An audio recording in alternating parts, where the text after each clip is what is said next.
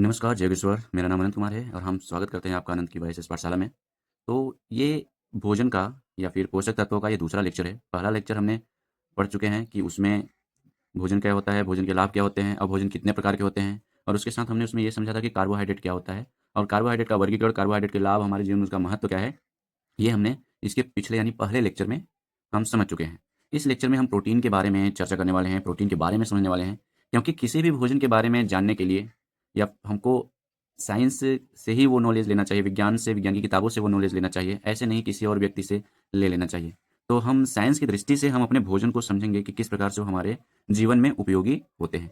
तो इस लेक्चर में हम प्रोटीन के बारे में पढ़ने वाले हैं।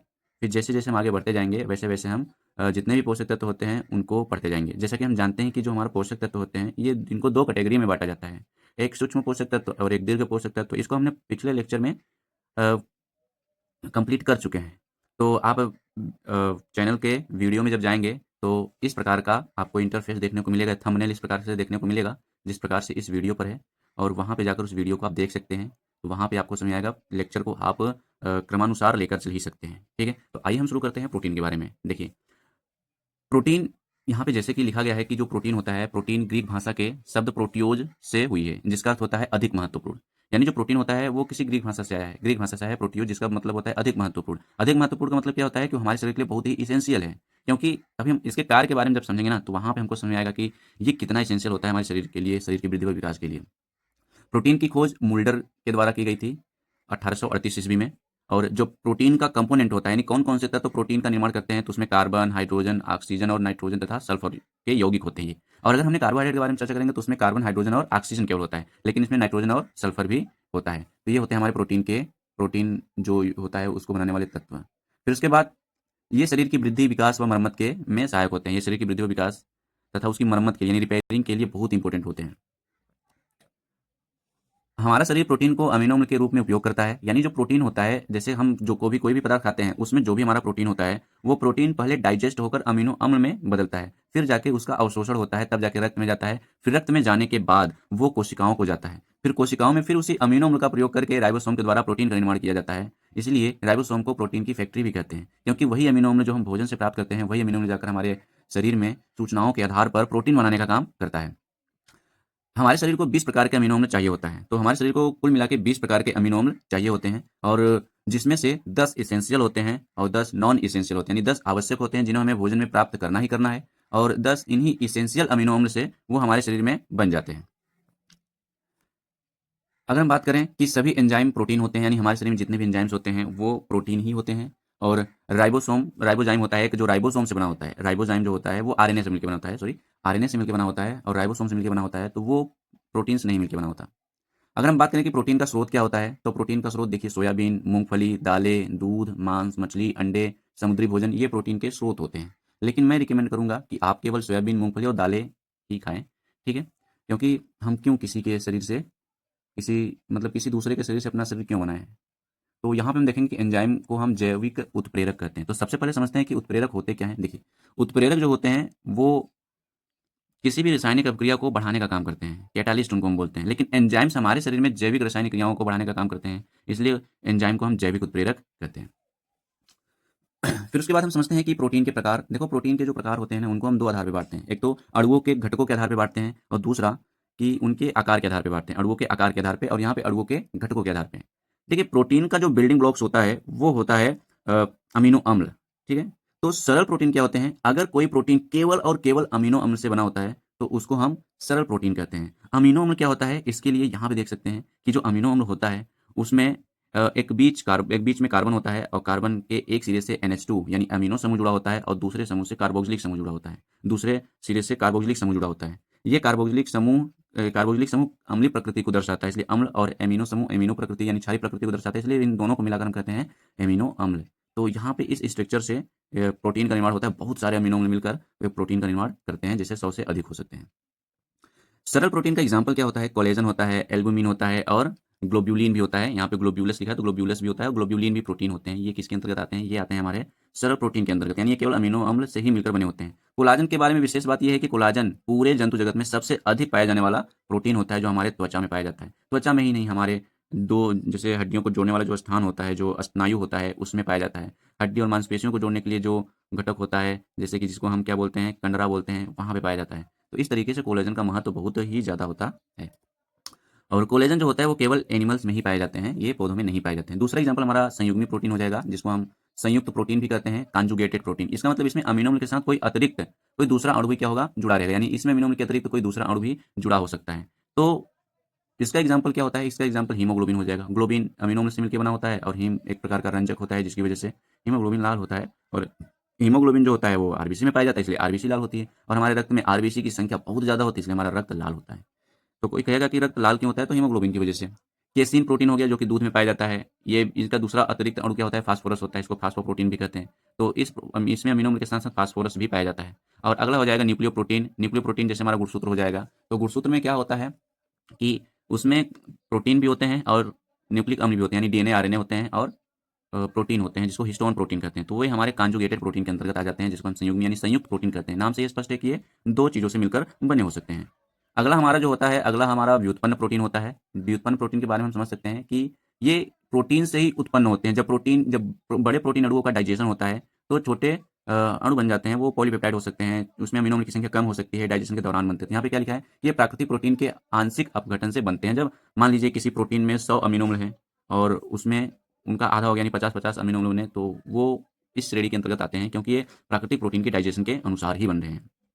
इंसुलिन हो जाएगा। इंसुलिन हम जानते हैं एक ऐसा घटक होता है जो जो हमारे शरीर में रक्त शर्करा का नियंत्रण करता है। ये भी एक प्रकार का व्युत्पन्न प्रोटीन के अंतर्गत आता है। फाइब्रिन व्युत्पन्न प्रोटीन क्यों? क्योंकि प्राकृतिक प्रोटीन में कुल मिला के 3 पॉलीपेप्टाइड की श्रृंखला होती है, लेकिन जब इंसुलिन का परिपक्वन होता है तो एक पॉलीपेप्टाइड श्रृंखला हट जाती है और 2 पॉलीपेप्टाइड श्रृंखला बचते हैं, ए और बी। ठीक है? और इसमें अमीनो अम्ल की संख्या 51 होती है, सबसे छोटा प्रोटीन होता है ये। फाइब्रिन प्रोटीन होता है। फाइब्रिन प्रोटीन का काम, फाइब्रिन भी एक प्रकार का प्रोटीन है, व्युत्पन्न प्रोटीन है। इसका काम क्या होता है? इसका काम होता है कि यह जब कहीं चोट लग जाए, खून बह रहा हो, तो वहाँ पे थक्का जमाने का काम फाइब्रिन प्रोटीन करता है। पहले तो ये हमारे रक्त में फाइब्रिनोजन के फॉर्म में रहता है, और जब कहीं चोट लगती है तो जो थ्रोम्बिन प्रोटीन होती है, थ्रोम्बिन एंजाइम एक होता है, वो इसकी उपस्थिति में, यानी थ्रोम्बिन की उपस्थिति में फाइब्रिनोजन फाइब्रिन में बदल जाता है। तो इस प्रकार का हमारा व्युत्पन्न प्रोटीन होता है। ये तो अभी हमने अणुओं के घटकों के आधार पे पढ़ा कि प्रोटीन 3 प्रकार के होते हैं। तो बताओ, अभी आपको याद है प्रोटीन 3 प्रकार के होते हैं? अगर याद हो गया है तो अभी बिना देखे पीछे आप तीनों को कमेंट में लिखिए। ठीक है? अब आणविक आधार पे हम प्रोटीन को समझने वाले हैं कि प्रोटीन के कितने प्रकार होते हैं। एक होता है रेशेदार प्रोटीन, जिसमें पॉलीपेप्टाइड श्रृंखलाएँ जो होती हैं वो रेशे जैसी संरचना का निर्माण करती हैं, तो वो रेशेदार प्रोटीन कहलाती हैं। वो अक्सर जो होते हैं पानी में अघुलनशील होते हैं। और गोलिकाकार प्रोटीन जो होता है, इसमें पॉलीपेप्टाइड श्रृंखलाएँ जो होती हैं, पॉलीपेप्टाइड क्या होता है? देखो, जब 2 अमीनो अम्ल आपस में जुड़े होते हैं, तो उसको हम डाइपेप्टाइड कहते हैं। डाई मतलब 2 होता है, क्योंकि 2 अमीनो अम्ल जुड़े हैं। इनके बीच में जो बंध पाया जाता है उसको पेप्टाइड बंध बोलते हैं, इसलिए इसको हम डाइपेप्टाइड बोल देते हैं। अगर 3 अमीनो अम्ल है तो ट्राइपेप्टाइड, 4 अमीनो अम्ल है तो टेट्रापेप्टाइड, 5 अमीनो अम्ल है तो पेंटापेप्टाइड, 6 अमीनो अम्ल है तो हेक्सा, और इसी प्रकार से अगर 10 से ज़्यादा हैं तो उनको हम पॉलीपेप्टाइड कहते हैं। पॉली का मतलब अनेक, बहुत ज़्यादा, ठीक है? 10 से अधिक, 10 से ज़्यादा अगर अमीनो अम्ल हैं, आपस में जुड़े हुए हैं, तो उनको हम पॉलीपेप्टाइड बोल देते हैं। ठीक है? तो वो पॉलीपेप्टाइड श्रृंखलाएँ हो जाती हैं। जब पॉलीपेप्टाइड श्रृंखलाएँ इस गोलाकार संरचना का निर्माण करते हैं, तो उस प्रकार से गोलिकाकार प्रोटीन का निर्माण होता है और ये जल में घुलनशील होते हैं। तो आइए हम इनके बारे में एक-एक करके समझ लेते हैं। तो समझते हैं रेशेदार प्रोटीन क्या होता है। अंग्रेजी में इसको फाइब्रस प्रोटीन कहते हैं। ये जंतु ऊतक के संरचनात्मक भाग को बनाते हैं। यहाँ पे इसका मतलब है कि ये जो प्रोटीन होते हैं, ये शरीर की संरचनात्मक हिस्सों को बनाने का काम करते हैं। ठीक है? जैसे केराटिन हो गया। केराटिन कहाँ पाया जाता है? जैसे बाल में होता है, ऊन में होता है, रेशम इत्यादि में उपस्थित होता है। ये अ, जो जुगाली करने वाले पशु होते हैं, अगर उनके पास सींग है तो सींग में पाया जाता है, उनके खुर में पाया जाता है। ठीक है? हूप्स जिसको बोलते हैं। तो ये संरचनात्मक प्रोटीन का काम करते हैं। अगर केराटिन प्रोटीन हमारे शरीर में नहीं है, ठीक, तो उससे क्या होता है कि बाल कमज़ोर हो जाते हैं। ठीक है? ये सब चीज़ें होती हैं। मायोसिन प्रोटीन के बारे में बात करेंगे तो हमारी मांसपेशियों में पाए जाते हैं। इसके साथ-साथ एक्टिन, ट्रोपोमायोसिन भी हमारी मांसपेशियों में पाए जाते हैं। ये तो मांसपेशियों का स्ट्रक्चरल सपोर्ट प्रदान करते हैं। कोलेजन जो होता है ये त्वचा में उपस्थित होता है। अभी जैसा कि हमने बताया कि कोलेजन पूरे जंतु जगत की बात करें तो सबसे अधिक, और पूरे बायोस्फीयर की बात करें तो एक रूबिस्को प्रोटीन होता है, जो पूरे विश्व में सबसे अधिक पाया जाता है। प्लांट्स और एनिमल्स को मिलाकर वैसे वो प्लांट्स में ही मिलता है, जो प्रकाश संश्लेषण के समय महत्वपूर्ण भूमिका निभाता है। तो अभी उसके बारे में हम चर्चा नहीं कर रहे हैं। गोलिकाकार प्रोटीन की बात करेंगे। गोलिकाकार ये प्रोटीन हमारे जीवन चक्र को नियमित करते हैं, यानी जैसे कि जितने भी एंजाइम्स होते हैं, हार्मोन्स होते हैं, ये जल में घुलनशील होते हैं। ठीक है? ये द्रव में रहते हैं, पानी में रहते हैं, जल में रहते हैं। तो हमने जैसे कि बताया कि गोलिकाकार प्रोटीन जल में घुलनशील होते हैं। आप लिख सकते हैं अगर लिख रहे हैं तो। और ये एंजाइम्स और हार्मोन्स जो होते हैं, वो अधिकांश एंजाइम हार्मोन्स वो गोलिका प्रोटीन के अंतर्गत ही आते हैं। तो यहाँ पे हमने समझा एंजाइम में क्या आते हैं। एंजाइम जैसे इंसुलिन हो गया, ठीक है? ट्रिप्सिन हो गया, पेप्सिन हो गया, रेनिन हो गया, केसीन हो गया, और उसके बाद एंजाइम्स में जैसे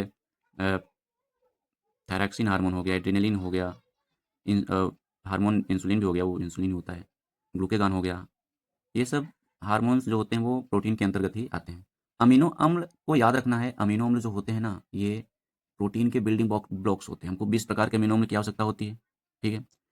तो थोड़ा-सा अमीनो अम्ल के बारे में हम चर्चा कर लेते हैं, क्योंकि शरीर के निर्माण के लिए अमीनो अम्ल का कितना महत्व होना चाहिए। हमें 10 के 10 आवश्यक अमीनो अम्ल प्राप्त होने चाहिए, तभी हम और 10 हमारे शरीर में स्वयं बन जाते हैं। किनसे? इन्हीं आवश्यक अमीनो अम्ल से। आवश्यक से स्पष्ट है कि ये इनका संश्लेषण हमारे शरीर में होता नहीं है, इसलिए ज़रूरी है कि इनको भोजन में लिया जाए। तो आवश्यक अमीनो अम्ल, ठीक है, जिनका संश्लेषण शरीर के द्वारा नहीं होता है तथा जो भोज्य पदार्थों से प्राप्त होते हैं, और उसमें क्या है कि इनका जो संश्लेषण होता है, इनका संश्लेषण जो होता है वो शरीर के द्वारा होता है। तो ये अनावश्यक अमीनो अम्ल हो गए। अगर हम आवश्यक अमीनो अम्ल को ले लेते हैं तो अनावश्यक अमीनो अम्ल अपने आप हमको मिल जाएँगे।